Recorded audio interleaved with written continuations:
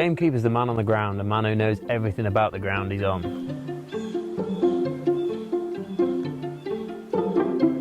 Everything from the flora to the fauna, the insect life, you know, the flowers that are on there, the animals that live there. He should know every single tree on his bit of ground, what grows where, why it grows there, and, you know, if he's any sort of a gamekeeper, he has walked every inch of the ground that he looks after.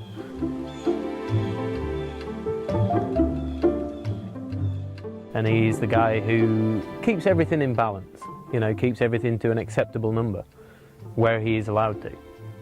Whether that's controlling the predators so that they don't overcome the ground nesting birds, or whether it's controlling, you know, the small mammals, your rabbits, for crop protection, to help new saplings grow in.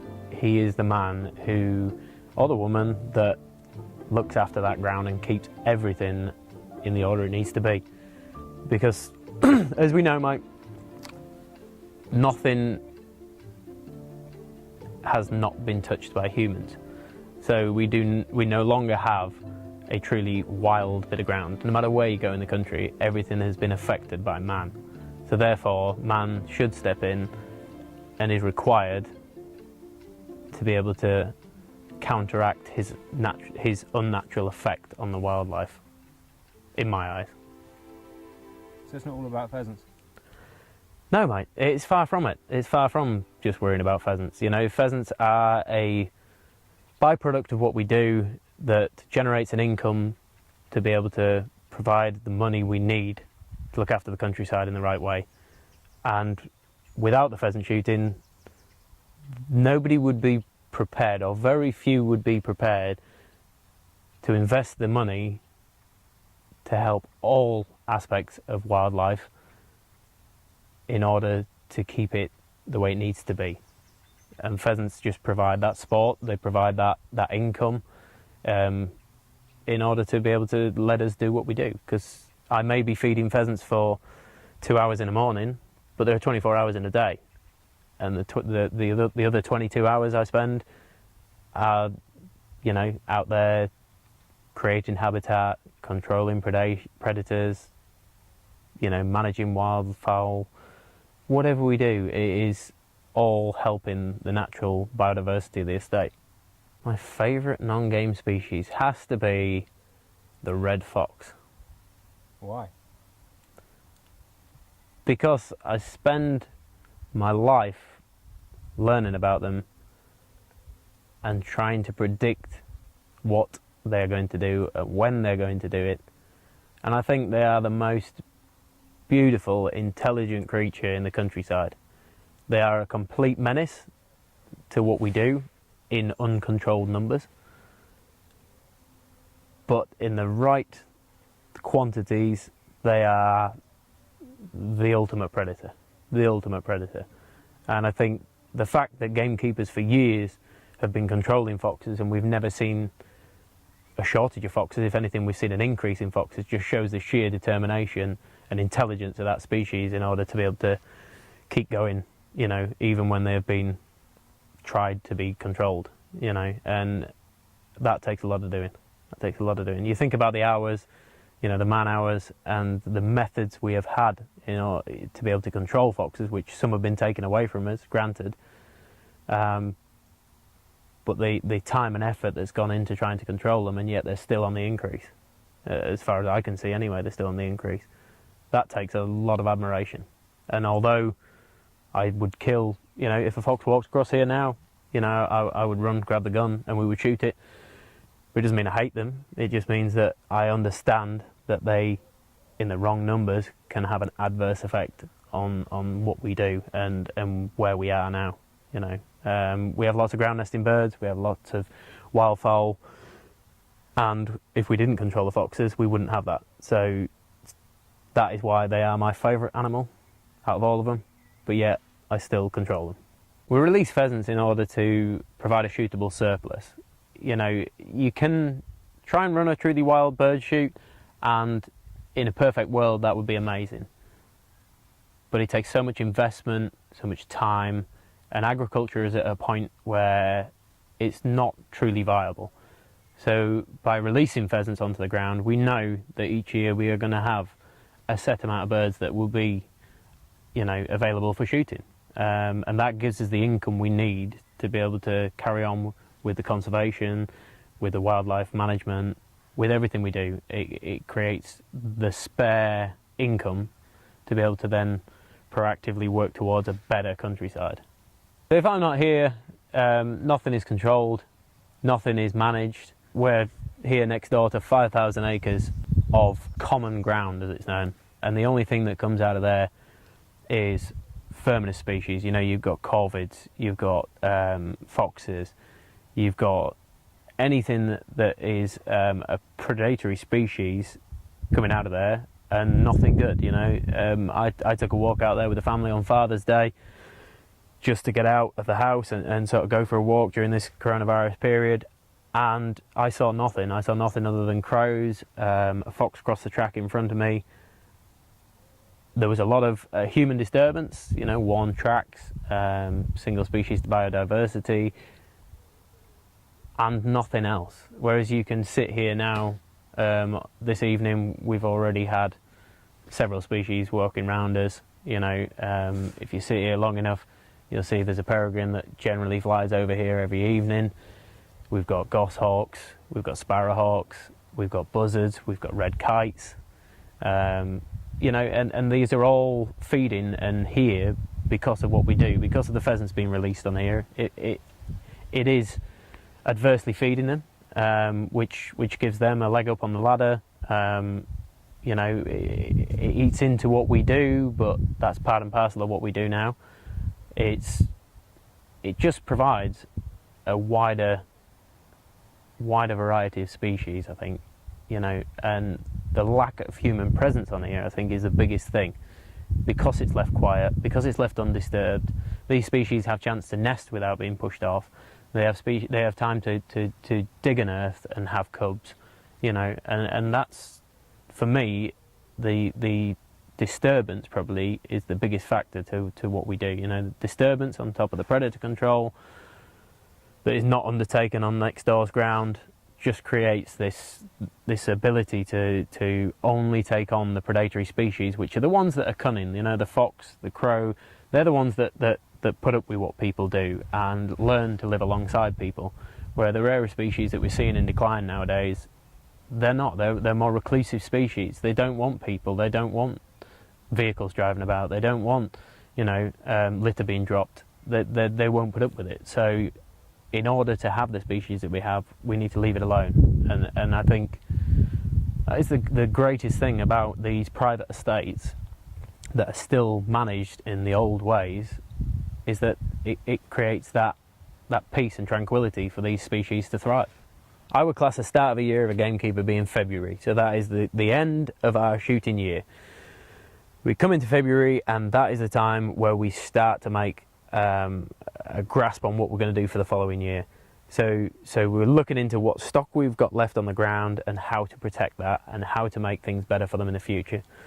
So February would consist predominantly of vermin control. So we're trying to get ahead of the foxes, which are then obviously breeding that time of year. We want to get on top of those before they have a chance to have their cubs, before they have a chance to get a foothold on the estate, and when the cover's down. So that is predator season. And through February and March time, we are solely dedicated to controlling vermin, really. We're then looking forward beyond that time to look at how we would protect any wild birds we've got hatching off. So we're getting into April time. That's peak laying time, really, April, May. So that at that point we're looking at not disturbing any of the wild birds. We're looking at increasing any habitat we've got for them. Maybe that's by leaving wild bird margins. Maybe that's by topping in drying strips where we know that we've previously walked and that there isn't any ground nesting birds. And that would give us, a better opportunity to bring the birds out of where they are and give them a better leg up on what they're doing. So once we got through the sort of April-May period, that's nesting time. we're getting into June, July time. That's when we're going to see the wild broods and what we've got going on knocking about. That's also the time that we're going to be buying impulse. So I buy impulse. I don't do the incubation and laying period. So June, July time is going to be putting birds out to wood. During that period of time, we are going to be heavily feeding. We're going to be out of an evening time, controlling the predators. By that time, we're also putting in game crops. So we're looking at, for the later on period, when the natural cover starts to die off, we are planting crops in order to give them something to keep them safe, to keep them dry, to keep them warm. And that can be anything from agronomy, taking soil samples, to speaking with our seed reps to whether they would suggest something of a different species this year to grow, to increase the soil levels, to increase the quality of what we are producing. And then we're going to go on from that. We're going to get those established. We're going to get those birds in the pen. We're going to be settling them. We are going to be protecting them. We're going to be teaching them.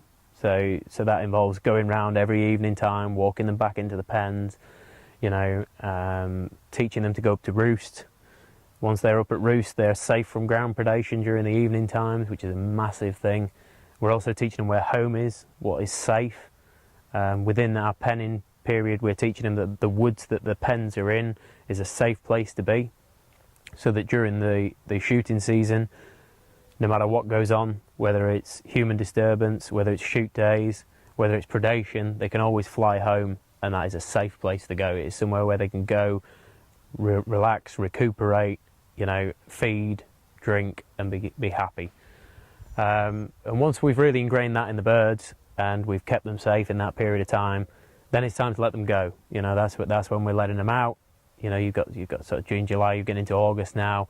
August time, it's heavily involved in feeding and teaching the birds the boundaries of where we want them to be. Whether that's dogging in, so we go out with the dogs and we're pushing around the boundaries of the estate to stop them from pushing out onto other bits of ground that they're maybe not wanted on, or maybe we don't want them to go to. We're supplementary feeding those birds that we've released so that they do not make an adverse effect on what natural food source will be around on the estate. We're teaching them right from wrong. We're teaching them where to be and when to be. The feed that we're putting out for those birds is not only there for the pheasants to have. We put it in a spinner which is spread out over a 3-metre area wide, and then for as long as I can drive, which covers a huge area on the estate. That's also taken up by our songbirds, anything that would like to pick up on that grain, upon that feed. It's giving them a sustainable food source which would not naturally be there. So it's giving everything that little bit of a leg up they may need in harder times, whether that's harder weather times or harder predation times. It gives them that little bit more they need. And I think that's one of the greatest things we do as far as the countryside is concerned, because that then knocks on to everything on the food chain. You look at the food chain, and the further up you go, we may be starting to feed at the bottom, but then by feeding at the bottom, you're increasing the numbers at the bottom, which then increases the number at the top. Whether that's like I say, we talk about songbirds, you're increasing the songbird population. That's also going to help the sparrowhawks. It's also going to help the hobbies. It's going to help the peregrines, the goshawks. It works its way up. What we do at the bottom helps the top, and I think that's one of the key things that we do. So once we got through, you get through August time. We've been feeding those birds. We've been protecting them. We've been teaching them where home is. We then move on to sort of September time. That's really our time to prepare for the shooting season. So we're going out into the woods. We're making sure that we're any wire that was pegged down for penning time, where the birds have been released, is now lifted, so that those birds cannot be caught up on the wire. We're preparing the shoot for the shooting season. So whether that is tidying up walkways, whether it's tidying up bridges, whether it's preparing for the shoot, everything that goes into the shoot has to be ready at that time. So that's the time when we're really pushing towards tidying the estate up, if at all it has been left untidy previously. Then getting into October, we're looking at the start of the shooting season. You know, that's our time to shine. You know, that's what the whole year's been about. That's where we're going to start pushing the birds about, seeing what we've got. You know, you also adversely get to see the predators you've got. It's the first time through the woods, truly pushing things out. You know, it's a great time of year. It's a great time of year, hopefully. We're then obviously made a start into the shooting season. We don't go too heavily at the start because obviously the birds are green and they're maybe not as fit and as strong in the wing as we want them to be. So we just give them a little gentle pushing about, warm them up, get them fit. Pushing on into November, December time, that's when we really start to shoot. That's when we're making our money in. You know, that's what the everybody sees. That's the bit that everybody sees. But that is, you know, such a small minority of the year and such a small time in the year for what we actually do. Then getting into January, it's not about the bags anymore. It's not about making money. It's about enjoying what we've done. You know, it's the smaller days shooting. It's the higher quality shooting. You know, the better weather for shooting. The leaves are dropping off the trees. You can see more what's going on the shoot. And really it all rolls back round straight back into one again. You know, you get into the end of the season, you're thanking your beaters for what's going on, for what they've done for you. All your staff starting to relax, and then it rolls back into one again, and we're going back to February to start going round again. You know, and what people see in the shooting season is just literally the tip of the iceberg of what we do. You know, the rest of the year is spent time on the ground, you know, man hours, feet on the ground, people working for a better countryside. And I think that's what people need to know about, because gamekeepers go into themselves, they get tucked up on the estate, they don't get out, they don't see anybody, nobody gets to know what they're doing. As far as most people are concerned, gamekeepers disappear for 8 months of the year, and we're not. We're out there doing it. And, you know, that's the bit that makes a difference. That's the bit that keeps the countryside the way it is.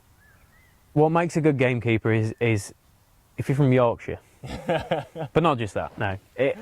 You know, a good gamekeeper is anybody who is passionate about the countryside. It's somebody who needs to love what they do. It's somebody who needs to, you know, take notice of every single thing that happens on an estate. And who's not afraid to get their hands dirty. Somebody who's not worried about money. You know, you don't get paid for the hours you do. You get paid in the love for what you do. And I think that a good gamekeeper just needs to appreciate the countryside and respect it and want it to stay the way it is. And if you can do all that, and you're willing to put the hours in, and you're willing to learn, and put up with grumpy head keepers a lot of the time, and be very tired, then you could possibly, maybe, just become a gamekeeper. Of course we care about the countryside. I mean, you know, we're here 2020, you know, we've got coronavirus, the whole economy's been turned upside down. The shooting world has been hit extremely hard. We are not shooting this year, for one, which has an adverse effect on, you know, our game farmers who produce our birds. It has an adverse effect on the people who come beating for us and working on a shoot day. But we're still here doing what we do. We're still here. We're still planting hundreds of acres of game cover and wild bird mix. We're still here looking after the estate, controlling the predators, because, you know, the landowner understands it needs to be done, and you can't just switch it off. You know, you can't just turn a light switch off and say, right, well, we're not shooting this year, we don't need anybody here. You know, we are still here doing what we do, although we are going to get nothing back from it this year. But I say we get nothing back from it, we will. You know, I'm going to get the reward of seeing what I've done this year by the wild broods who we've just seen on the lake on the way in here. You know, seeing the wild poults walking about the place and seeing the estate move on for another year. You know, seeing the trees grow for another year that we planted last year. You know, seeing the ones we're planting this year establish themselves. And I think that it speaks volumes for who we are and how much we care by what we are doing this year. You know, there's companies that are, you know, 50 times bigger than what we are, you know, 1,000 times bigger than what we are, that have all shut the doors, folded it up, made people redundant, and yet we're still here doing what we do because we understand the importance of it and because we love it. Joining the National Gamekeepers organisation is a choice for all shooters and gamekeepers. Help promote, protect gamekeeping, conservation and shooting as we know it today. Get on the front foot. Support an organisation that will defend what you love and we do. NGO membership comes with £10 million of third-party liability, a dedicated firearms licensing team, legal support, as well as many other members' benefits. Be part of Britain's biggest conservation movement.